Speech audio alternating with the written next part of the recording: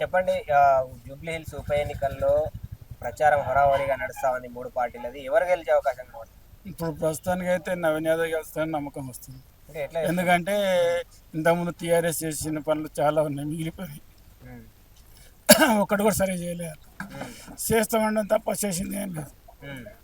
వాళ్ళంతా మోసం చేసినట్టు ఒక్కటి కూడా సరిగ్గా నిలిచింది కాదు. అన్ని ఏంటంటే మేము టీఆర్ఎస్ నాకు కరెంట్ ఇస్తున్నాం, నీళ్ళు ఇస్తున్నాం అంటారు.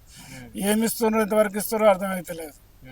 ఇప్పుడు రాత్రి నాకు 12 గంటలకు వస్తాయి నీళ్ళు. నాకు 2 గంటలకు నేను మెలకుతుండి పట్టుకోవాల్సి వస్తుంది. ఇప్పుడు అందరికి అక్కడ వాళ్ళకి వస్తుంది, ఇక్కడ వస్తుంది, నాకే నీళ్ళు వస్తాను.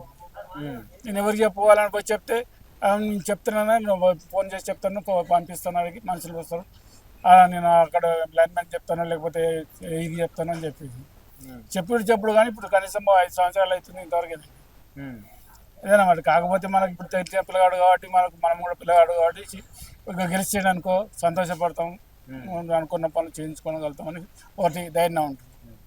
కాబట్టి నవీన్ యాదవ్ గారు వస్తే పని చేసే అవకాశం కనపడుతుంది కదా, చేసుకుంటుంది. దగ్గరనే కదా మనకి చిన్నప్పటి నుంచి వాళ్ళ నాయనతో పరిచయం మనకు ఉన్నది కాబట్టి అంత చేస్తారు అని నమ్మకం. అట్లా అన్నమాట. ఇప్పుడు ఎందుకంటే వాళ్ళు ఎంత జరిగిన తర్వాత బచపన్లో చేసింది ఏం చేసింది తెలియదు, కానీ ఇప్పుడు మటుకు పిల్లలు మంచి యంగ్ బాయ్ ఉన్నాడు కాబట్టి చెప్పించుకొని కెపాసిటీ ఉంది, చేయించుకుంటాము.